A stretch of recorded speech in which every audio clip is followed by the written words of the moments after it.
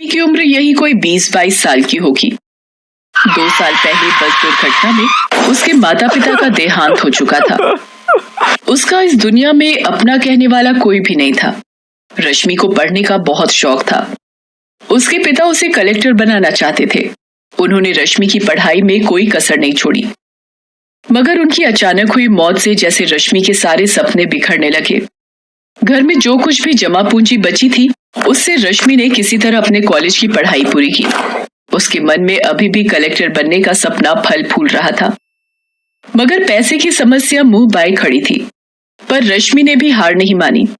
अपनी कलेक्टर की पढ़ाई जारी रखने के लिए उसने एक घर में खाना बनाने और बर्तन मांजने की नौकरी कर ली। जब उसके दोस्तों ने कहा, अरे रश्मि, तू पढ़ी लिखी ग्रेजुएट होकर अब बर्तन मांजने और खाना बनाने का काम करेगी? कोई भी काम छोटा या बड़ा नहीं होता, और फिर ये काम मैं अपना जीवन गुजारने के लिए नहीं, बल्कि अपने सपने को पूरा करने के लिए कर रही हूं। फिर रश्मि ने काम शुरू कर दिया। दिन भर वो जी तोड़ मेहनत करती और शाम को घर आकर पढ़ाई करती। जहां वो काम करने जाती थी, वहां से उसका घर करीब 5 मील पर था। तेज चलने पर भी 9 बजे रात से पहले घर नहीं पहुंच पाती थी। रात को लालटेन के सामने थकी हारी पढ़ने बैठती और ना जाने कब सो जाती, उसे पता ही नहीं चलता। उस पर इतना जी तोड़ काम करने के बाद भी उसकी कमाई इतनी नहीं हो पाती थी कि वो तैयारी के लिए सारी किताबें खरीद पाती। कोचिंग करना तो दूर की बात थी। फिर भी रश्मि हिम्मत नहीं हार रही थी।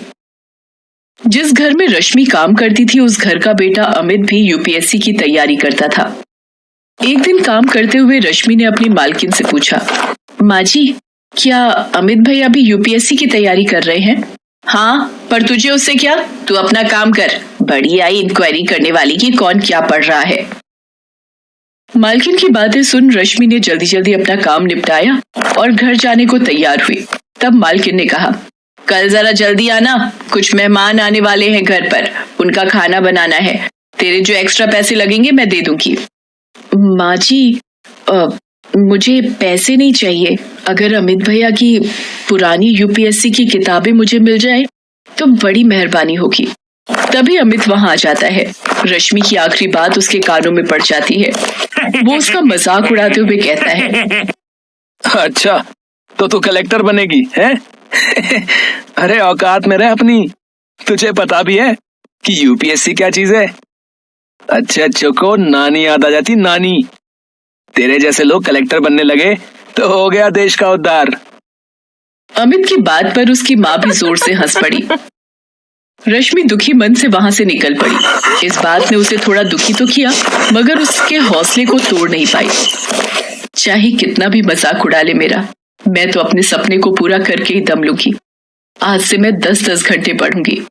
अब चैन से उसी दिन सोऊंगी जब मेरा सपना पूरा हो जाए, और अगर मैं इस सपने को पूरा करने के लिए मर भी गई तो वही सही। रश्मि ने ठान तो लिया, मगर किताबों की समस्या अभी भी हल नहीं हुई थी। अगले दिन वो फिर काम पर गई।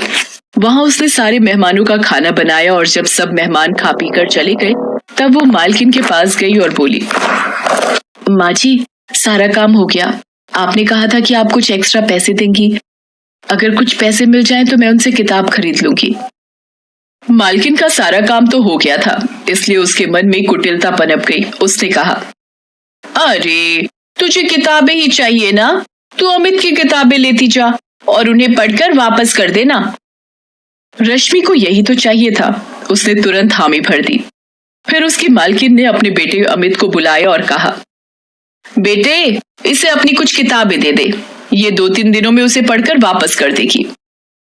माँ के कहने पर अमित ने अपनी कुछ किताबें लाकर रश्मि को दे दी। इसके बाद तो जैसे ये सिलसिला ही चल पड़ा।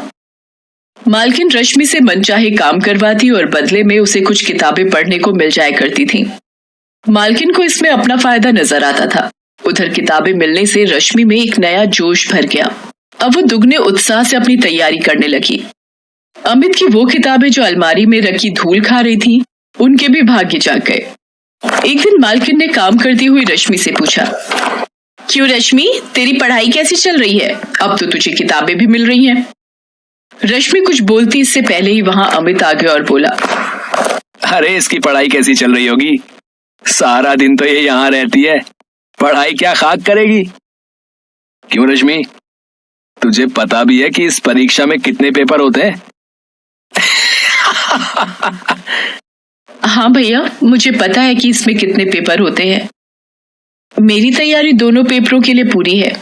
अच्छा, तो मेरे एक सवाल का जवाब दो कि खजुराहो के मंदिर का निर्माण किसके शासनकाल में हुआ था? अमित की हवा निकल गई। उसे इस सवाल का जवाब नहीं पता था। क्या हुआ भैया, ये तो बहुत मामूली सा सवाल है, आपको इसका जवाब नहीं पता क्या? अमित कुछ नहीं बोला और चुपचाप वहां से चला गया। आज रश्मि ने अपनी सारी बेइज्जतियों का जवाब एक झटके में दे दिया था। रश्मि पूरी लगन से अपनी तैयारी करती रही। उसने पूरी परीक्षा का सिलेबस परीक्षा से 2 महीने पहले ही खत्म कर दिया। निश्चित समय पर परीक्षाएं हुई और रश्मि ने आसानी से प्री एग्जाम निकाल लिया। उधर अमित अपनी तमाम कोशिशों के बावजूद भी इसमें सफल नहीं हो पाया। रश्मि ने प्री की अपनी सफलता की बात किसी को नहीं बताई। जब तक मैं इंटरव्यू नहीं पहुंच जाती तब तक किसी को यह सब बताना ठीक नहीं है। इस तरह लगातार परिश्रम करते करते रश्मि ने मेंस की परीक्षा भी पास कर ली। अब सिर्फ इंटरव्यू देना बाकी रह गया था। इंटरव्यू से एक दिन पहले, देख रश्मि, कल अमित का जन्मदिन है, काफी सारे मेहमान आने वाले हैं, तू जरा जल्दी आ जाना। लेकिन माँ जी, कल तो मेरा आना मुश्किल है, कल मेरी आखिरी परीक्षा है। हाँ, बढ़िया ही परीक्षा देने वाली, जितना बोला उतना कर। अगर कल तू नहीं आई तो फिर तुझे दोबारा यहाँ घुसने नहीं दूंगी। रश्मि ने मालकिन की बात नहीं मानी और निश्चित समय पर इंटरव्यू देने गई। मालकिन ने उसी दिन दूसरी नौकरानी रख ली। आने दो उस नवाबजादी को पगार मांगने, ऐसी खरी खोटी सुनाऊंगी कि जिंदगी भर याद रखेगी। मगर रश्मि उस दिन के बाद फिर कभी उस घर में नहीं गई। ईश्वर ने उसके भाग्य में कुछ और ही लिख रखा था। इधर मालकिन उसे खरी खोटी सुनाने का इंतजार करती रही, उधर यूपीएससी की परीक्षा का परिणाम आ गया। रश्मि ने 67वें रैंक के साथ न सिर्फ ये परीक्षा पास की थी, बल्कि टॉप 100 में भी आई थी। शहर के सारे अखबार उसकी कामयाबी के किस्सों से भरे थे। अमित और उसकी माँ ने जब अखबार के पहले पन्ने पर रश्मि का नाम और उसकी प्रशंसा देखी तो उनके मुंह खुले के खुले रह गए। कल तक उनके घर में काम करने वाली ने आज अपनी मेहनत के दम पर वो मुकाम हासिल किया था कि अमित और उसकी माँ जैसे लोग उसके आसपास भी नहीं भटक सकते थे। उधर रश्मि आज बहुत खुश थी। आज उसकी सफलता ने न सिर्फ उसका और उसके पिता का सपना पूरा किया था, बल्कि अमित और उसकी माँ जैसे लोगों के मुंह पर ताले भी लगा दिए थे, जो किसी की हैसियत देखकर उनके दिमाग का अंदाजा लगाते हैं।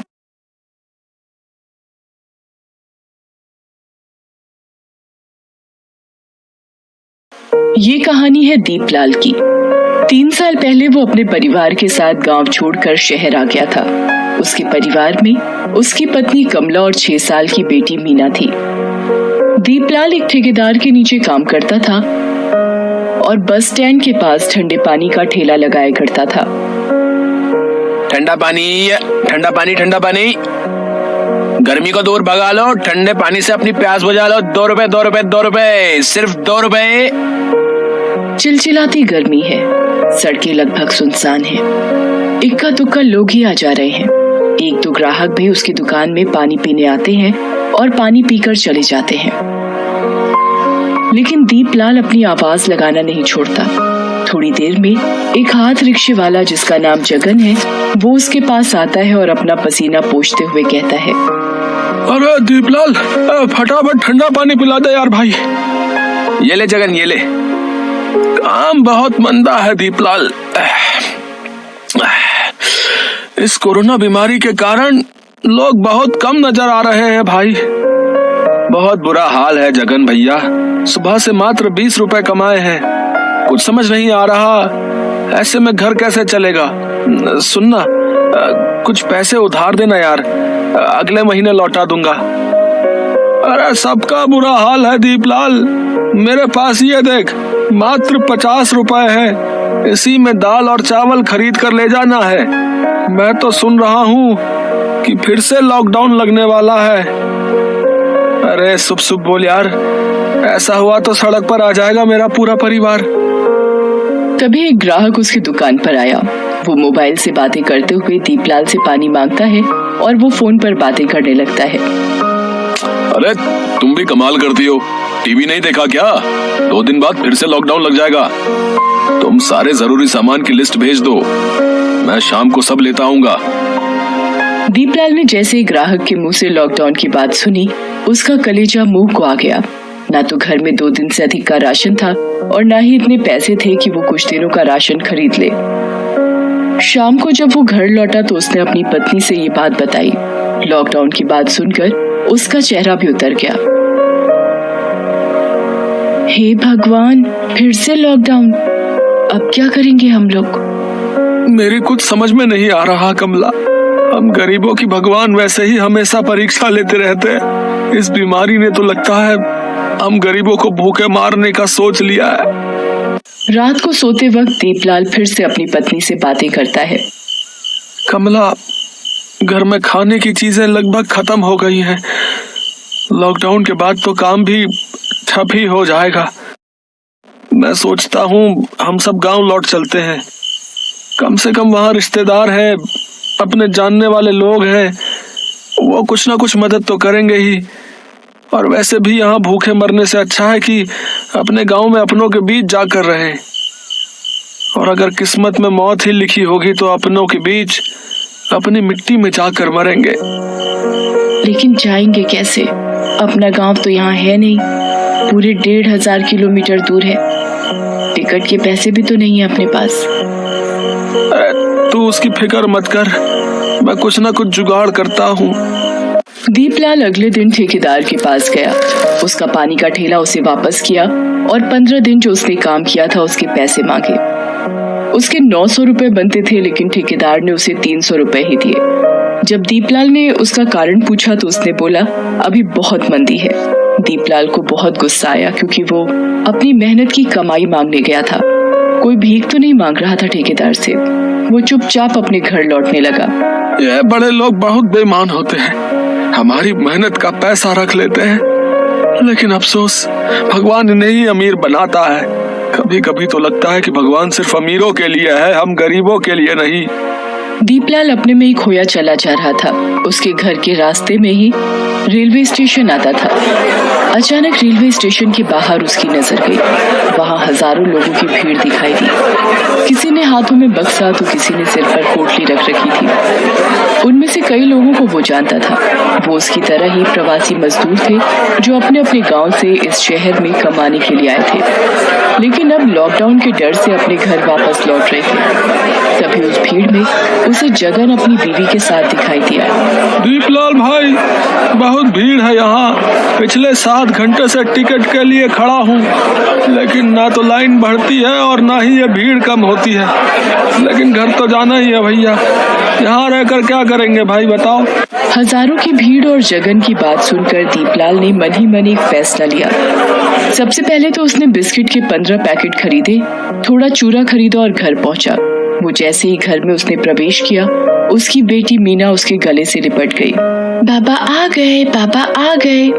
फिर उसकी नजर बहुत सारे बिस्किट के पैकेट पर पड़ी। वो और भी खुश हो गई। बाबा, इतने सारे बिस्किट, सारे मेरे लिए हैं क्या? हाँ, लेकिन इसे अभी नहीं खाना है, इसे रास्ते में खाना है। हम लोग गांव जा रहे हैं। गांव? हाँ बाबा, चलिए ना, गांव मुझे बहुत अच्छा लगता है। वो ये कह ही रहा था कि उसकी पत्नी कमला आ गई। पैसों का इंतजाम हो गया जी, टिकट मिल जाएगा क्या?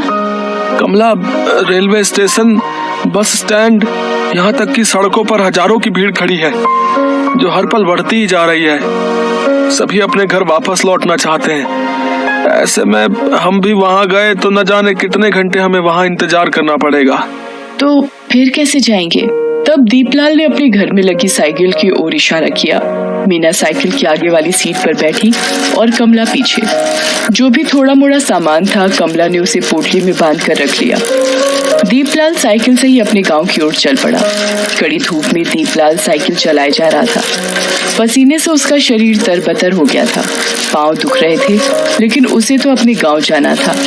रास्ते में मीना और कमला दोनों को जोरों की भूख लगी, तो दीपलाल ने साइकिल को एक पेड़ के नीचे खड़ा किया। सबसे पहले तो सबने साथ लाए बोतल से पानी पिया, फिर थोड़ा चूरा खाया। मीना बिस्किट खाते खाते पूछ रही थी, बाबा, हम कितनी देर में अपने गांव पहुंच जाएंगे? मुझे ना बहुत धूप लग रही है। उसकी बात सुनकर कमला ने पोटली से एक साड़ी निकाली और उसे 3 टुकड़ों में फाड़ा। एक मीना के सिर पर, एक दीपलाल के सिर पर और एक से खुद का सिर ढक लिया। दीपलाल एक बार फिर से अपने परिवार को लेकर निकल पड़ा। रात को सड़क किनारे ही वे सो जाते। सुबह दीपलाल फिर से निकल पड़ता। रास्ते में कहीं नल दिखता तो पानी की बोतल भर लेता, क्योंकि गर्मी बहुत ज्यादा थी और तीनों को प्यास भी खूब लग रही थी। 3 दिन बीत गए। दीपलाल लगातार साइकिल चला रहा था। उसकी हिम्मत जवाब दे रही थी। हे ईश्वर, कुछ कर नहीं सकता तो कम से कम धूप तो कम कर दे। देख नहीं रहा कितनी गर्मी है। हमें गांव पहुंचना है ईश्वर, थोड़ी तो दया दिखा। गर्मी के कारण उसका सिर भी चकरा रहा था, लेकिन वो किसी भी तरह अपने घर पहुंचना चाहता था। इस बीच साथ लाए सारे खाने पीने की चीजें खत्म हो गई। मीना बार बार भूख भूख कह रही थी, लेकिन रास्ते में ना तो कहीं कोई दुकान खुली थी और ना ही जेब में पैसे थे जिससे वो कुछ खरीद पाता। रास्ते में पानी की बोतल भरता और वही खुद भी पीता और मीना को पिलाता। काश पानी से लोगों की भूख मिट जाती तो लोगों की बहुत बड़ी समस्या हल हो जाती। इस बीच चौथे दिन रास्ते में उसे पुलिस वालों की गाड़ी लगी दिखी। एक पुलिस वाले ने उसे रोका और डांटते हुए कहा, अरे अरे, कहाँ चल दिया इस तरह? तुझे पता नहीं लॉकडाउन लगा है? अपने गांव जा रहा हूँ साहब। गांव? कहाँ है तेरा गांव? अभयपुर है साहब। मजाक करता है तू हमसे? अभयपुर यहाँ है? अरे यहाँ से 800 किलोमीटर दूर है अभयपुर। साहब, बस ट्रेन सभी जगह बहुत भीड़ है, पैसे भी जेब में ना के बराबर है, तो क्या करता साहब, इसलिए साइकिल से ही अपने गांव जाने के लिए निकल पड़ा। पुलिस वाले को उसकी बात पर अब भी विश्वास नहीं हुआ और उसने गुस्से में आकर उसे एक डंडा मार दिया। वो दूसरा डंडा मारने वाला था कि उसने देखा कि कोई उसके पैर पकड़कर बैठा है। वो मीना थी। साहब, मेरे पापा को मत मारिए ना, वो झूठ नहीं बोल रहे हैं। हम अपने गांव ही जा रहे हैं। पिछले 4 दिनों से वो लगातार साइकिल चला रहे हैं। वो बहुत थक गए हैं। भगवान के लिए उन्हें मत मारिए ना। ये कहकर मीना बेहोश हो गई। लगातार भूखे रहने और गर्मी के कारण उसका ये हाल हुआ था। पुलिस वाले को मीना की यह हालत देखकर उस पर दया आ गई। पहले तो पानी के छींटे से उसे जगाया, फिर पूरे परिवार को पुलिस वालों ने भरपेट खाना खिलाया। साहब, आप लोगों का एहसान मैं जिंदगी भर नहीं भूल पाऊंगा। भूखे को खाना खिलाने से बड़ा पुण्य और क्या हो सकता है साहब। लेकिन अब हमें इजाजत दीजिए, हमें अपने गांव पहुंचना है। जरूर इजाजत देंगे, लेकिन अब तुम लोग साइकिल से अपने गांव नहीं जाओगे। हमारे साहब ने तुम लोगों के लिए गाड़ी की व्यवस्था कर दी है, तुम लोग उसी से जाओगे, ठीक है? ये सुनकर दीपलाल और कमला फूट फूट कर रोने लगे। मीना की भी आंखों में आंसू थे। अगले दिन वे अपने गांव पहुंच गए। गांव के पेड़, वहां की मिट्टी, वहां की हवा, सबने उनका स्वागत ऐसे किया जैसे कोई बिछड़ा हुआ फिर से वापस लौट आया हो। दीपलाल ने अब कभी भी गांव से बाहर ना जाने का सोचा। वो वहीं सब्जियां उगाने लगा। कमला भी उसकी मदद करती। वे सभी अपने गांव वापस आकर बहुत खुश थे।